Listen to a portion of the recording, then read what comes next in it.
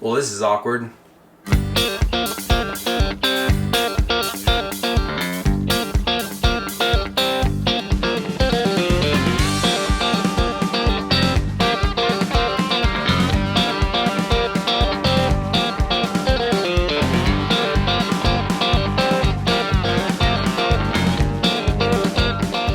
Hello everyone and welcome to the Outback Cooking Company. My name is Joe. Now, if you've watched any of our content over the past couple of years on this channel, you're probably most familiar with me as the disembodied voice behind the camera that Jared is always talking to and who sometimes replies. Today, I am really excited to hop in front of the camera and bring you guys a recipe video from my kitchen. It is that time of year, and by that time of year, I mean the time of year where the sickness seems to be visiting everyone's households, and I don't know about you, but it has certainly visited mine. I'm getting over a cold, you can probably hear it in my voice, and my wife just came down sick a couple days ago as well. Now, if you ask me, when you're sick, there are few foods more comforting than a hot, delicious bowl of soup. So that's what we're going to be making today. As I mentioned previously, I've been getting over this thing myself. I haven't felt very good the last few days. I don't have a ton of energy. So what I thought I would do with this recipe is give you a quick and easy Jambalaya-inspired recipe that doesn't take a whole lot of legwork and is really hard to mess up. We're going to be using some pre-cooked ingredients today just to speed the process up and cut down on the hassle. Now, as you are watching this video, some of you who might be Creole cooking enthusiasts or love authentic jambalaya might want to jump in the comments to correct me about a bunch of stuff. And believe me, I know, we're not going for a truly authentic jambalaya here. First of all, if it were an authentic jambalaya, we would need to have the Holy Trinity, which is celery, onion, and bell pepper, and we only have 2/3 of the Holy Trinity because I didn't feel like dealing with celery today, if I'm being completely honest. We have bell pepper and we have onion. We're going to be using some other things like garlic. This is a Jambalaya-inspired soup. I am certainly not an expert on either jambalaya or Creole cooking, but the awesome thing about cooking and being in the kitchen is you don't need to be an expert to be inspired by something, to experiment with different flavors and just have fun, and that's what we're going to be doing today. So whether you're sick like me and you just don't really feel like dealing with a whole lot right now, or you're busy, whether you've got school or work or life that is just making your schedule crazy, you can still do something like this really quickly and really easily to get something homemade on the table. And that is what we're all about here at the Outback Cooking Company. For our Jambalaya-inspired soup today, we are going to be highlighting one of our Dutch oven smokehouse seasonings, and that is the Santa Fe. The Santa Fe is not a Creole seasoning, it's a Southwest and taco seasoning, but the reason I'm doing it is A, because, well, we don't have a Creole seasoning in the Dutch oven smokehouse lineup yet. Maybe we should talk to Jared about that. Hound him in the comments if you want one, but also because I wanted to bring out a depth of flavor in the vegetables that we're going to be using, in the onion and the bell pepper, and because there's a little bit of a kick to this seasoning, and this is going to complement some cayenne pepper and give some zip to this dish, which is also really going to give some relief to the sinuses. A nice spicy soup when you're sick can really help get those sinuses cleared up. So let's get started. The first thing that we're going to do is we're going to take our pre-made, pre-cooked smoked andouille sausage. We're going to open it up and slice it into pieces. This is already pre-cooked, so if you wanted to skip this step, just slice it and put it right in the pot with the other soup ingredients, feel free. The reason that I'm doing this first is because we are going to take our slices of sausage and we're going to brown them up a little bit in the pot before we put anything else in there. Then we're going to remove the brown slices and set them to the side while we assemble the rest of the soup. We don't need to cook it, it's already cooked, it's safe to eat as is. We're just going to brown it a little bit in the pot to give some sear to the meat, to give some texture. The sausage is going to leave a little bit of fond in the pan, and it's just going to help our flavors be cohesive and develop throughout the whole dish. You can slice this however you want. I'm just doing these somewhat thin diagonal slices. So now that I've got that half done, I'm gonna go ahead and start again on this side. Again, slicing diagonally so we can just brown these pieces up a little bit before we move on to the rest of the recipe. Our pot is on the stove and I've preheated it to medium heat. We're going to brown our sausage. One thing I am going to do is I'm going to take a neutral cooking oil and I'm going to add just a little, and I mean just a little. You don't need a lot, but I just don't want that sausage to stick too much to the pan. So I'm gonna take a little bit of this oil, and I mean really just a few drops is all we need in there. Make sure that it's kind of coated the bottom, and now we're going to throw in our sausage.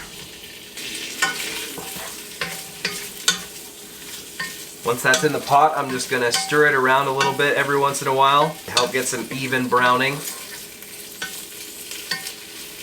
Our pan is at the right temperature. I probably could have done this a little bit hotter just to get that quick sear on the sausage, but doing it at medium heat like this helps decrease the risk of burning the meat. And then also, when we saute our vegetables, our onion and bell peppers, we'd be bringing that heat down to a medium anyway, and this way I don't have to wait for the temperature of the pot to come back down, because I want to saute those vegetables in butter, and butter has a much lower smoke point than this oil that we're using. I don't want to burn the butter right away. So by keeping it at a medium heat, we'll be able to saute our vegetables in the butter without having to adjust anything.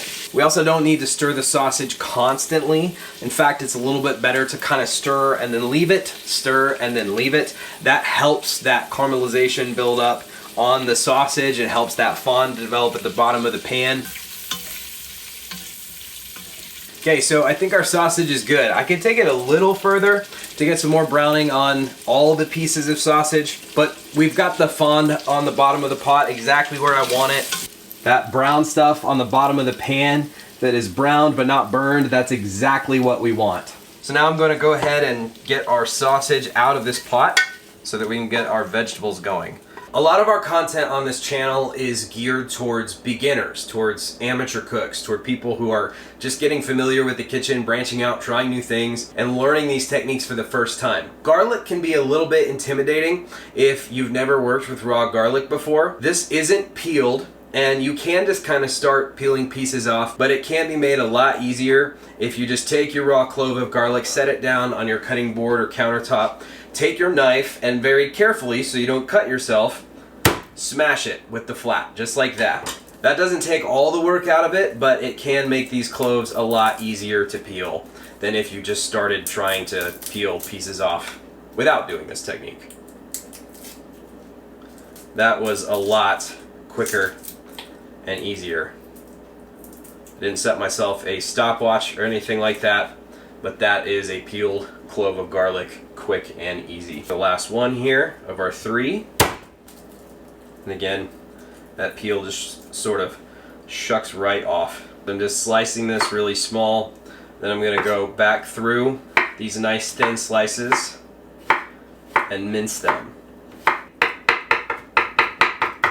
When I'm chopping, dicing, mincing really small like this with a vegetable, you might see me do it. I kind of like to start one way and then go the other, just to keep my pile of vegetable a little bit more in control from spreading out all over the place. Kind of incorporate some of it back in there and go back across, just so it doesn't get as spread out and crazy. Getting close. I think we're gonna do one more pass and call it good.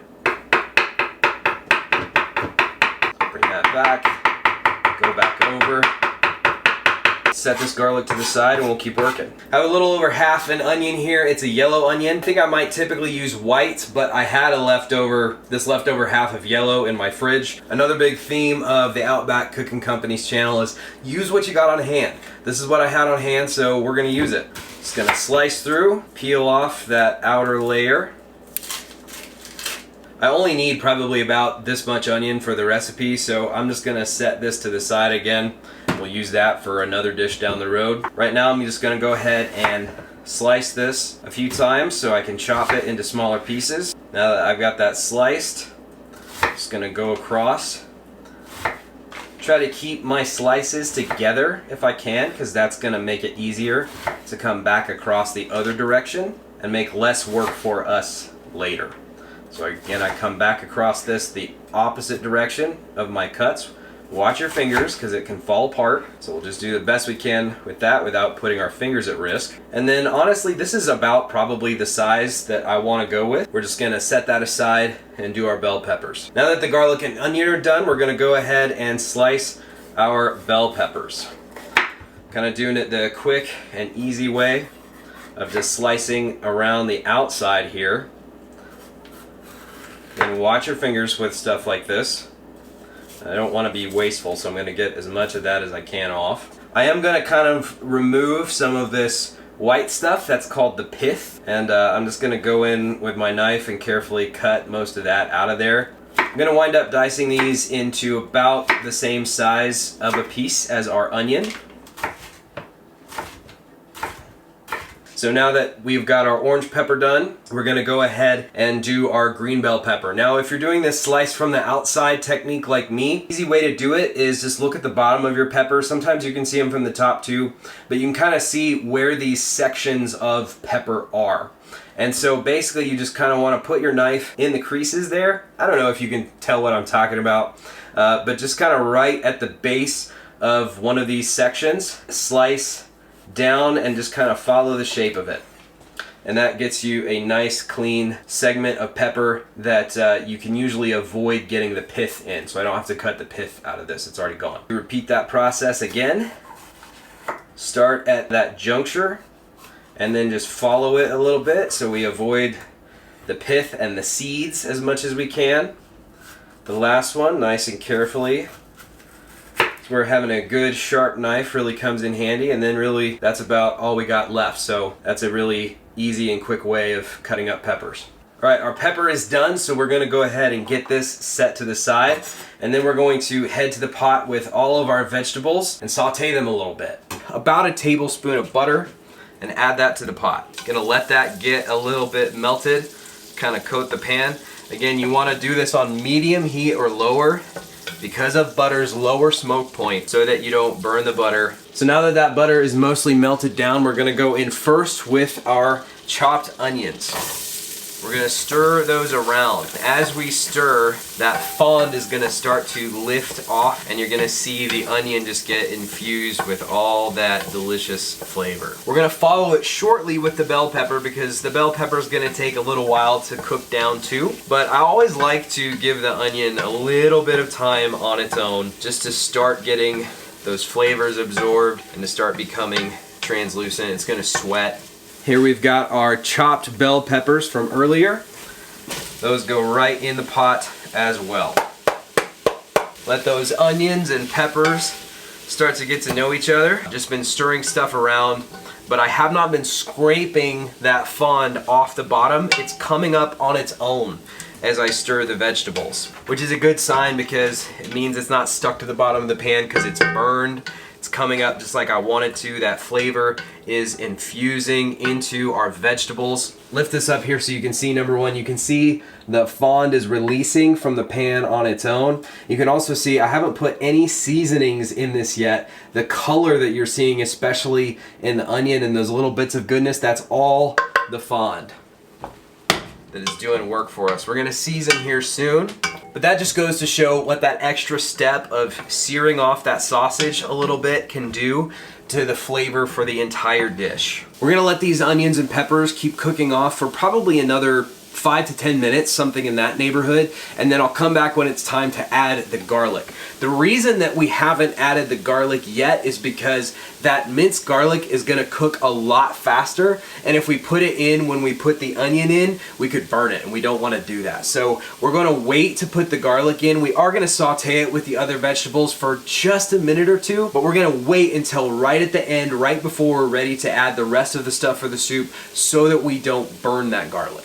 What I'm looking for is the onions to be translucent. That means kind of soft and almost transparent. That means they're starting to cook down about to the doneness that I want them. Peppers are getting close too. I usually just kind of use my instinct, but you can also just find a larger piece of pepper. I'm just gonna take my spatula and press through.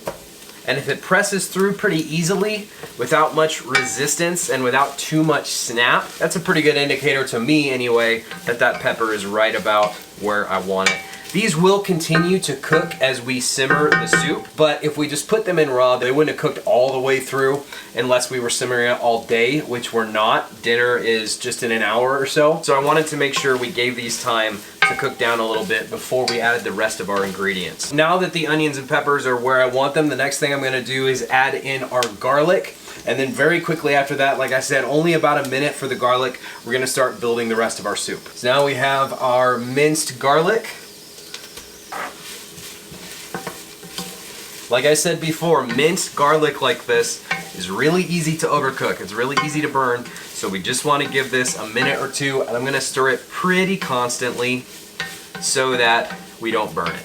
That smells delicious. We're just gonna give it probably about another 30 seconds on its own. Before I do anything else with the mixture that I have in the pot right here, we're gonna start seasoning. Starting off, of course, with our Dutch oven smokehouse Santa Fe. How much? Just enough.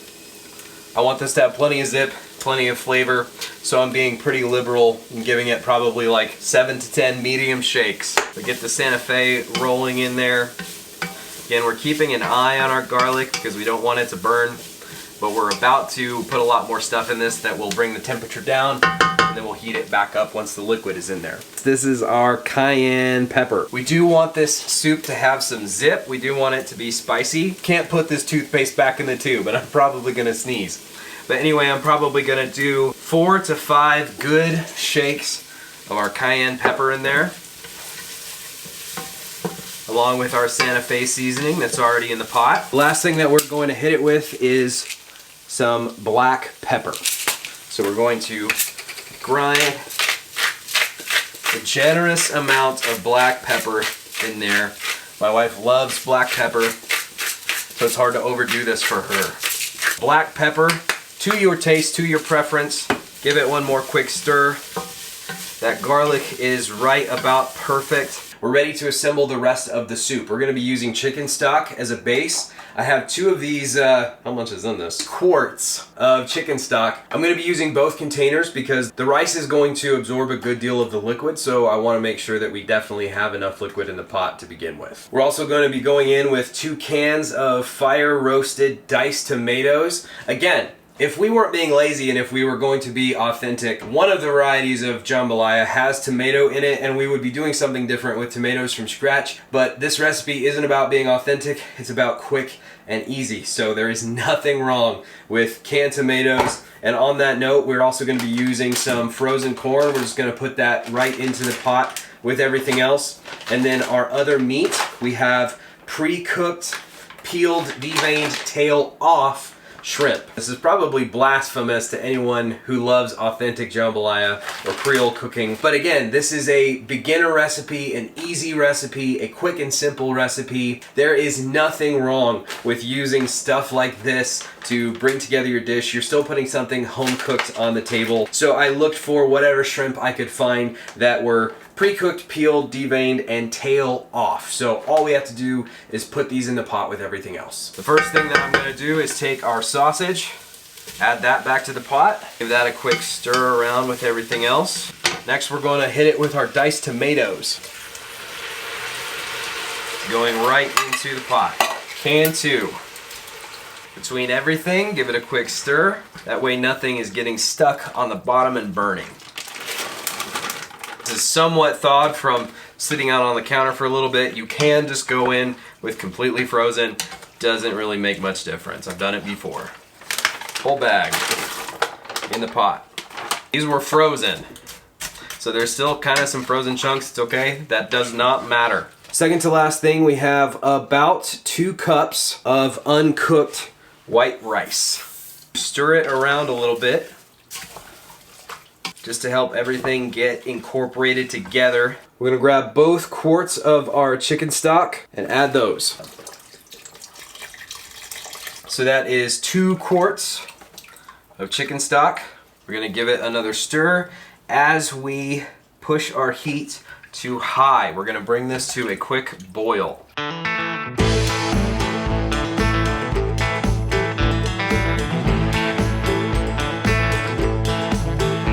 It's been about 10 to 15 minutes and our soup has now been brought up to a boil. We don't really need to take it like all the way to a rolling boil. Just need to see some consistent bubbles at the surface. I've been stirring it probably every 2 minutes or so just to make sure we've got nothing sticking to the bottom and burning. Now that we've reached a boil, I'm going to reduce the heat to medium-low. This could be different depending on your stove. The idea is we're gonna cover it and allow it to simmer.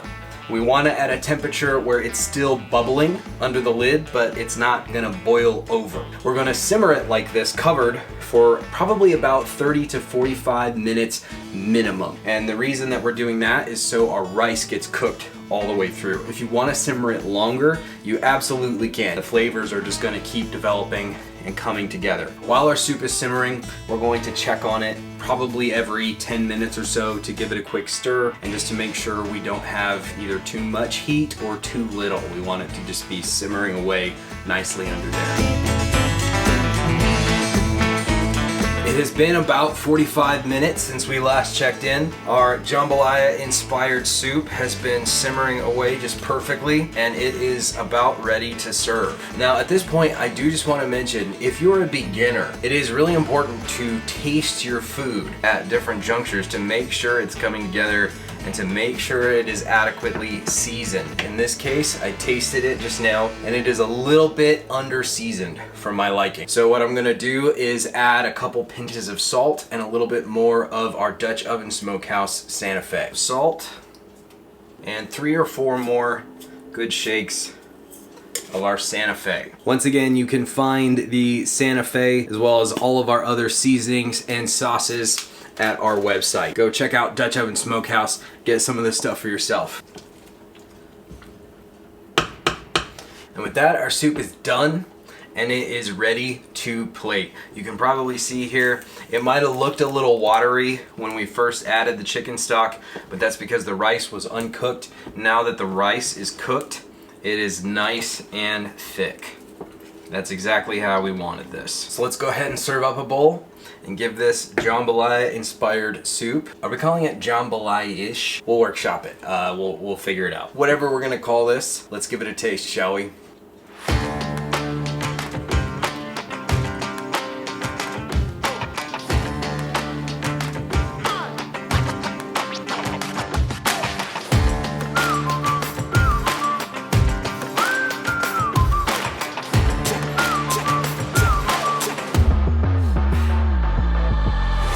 Alright everybody, there you have it. Quick, easy, delicious, no-brainer. It's hard to mess this up. Perfect for a situation like I said. You're not feeling super well, but you still want to put something on the table, or maybe you're just busy. Let's go ahead and give this jambalaya-ish. I don't know if I love that title, but it's all I got, so we're rolling with it. Let's go ahead and give this Jambalaya-inspired soup a taste test.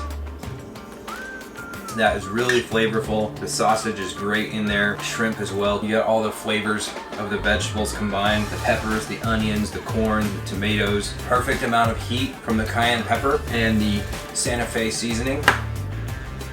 I can feel my sinuses clearing already. Serve it up with a slice or two of your favorite bread, and you have an awesome dinner that is delicious, but also that was quick and easy to put together with some pre-made ingredients and stuff we already had on hand. If you're busy, if you're worn out, an option like this is a great way to still make something that is homemade and comforting, that isn't going to put you down for the count again from all the effort. Thank you again everyone for hanging out with me in the kitchen today. It's been a lot of fun. If you would like to grab the Santa Fe seasoning for yourself, or any other of our delicious seasonings or sauces, head on over to our website. You can find all of them for sale. They're all delicious. So thanks again. We'll catch you on the next one.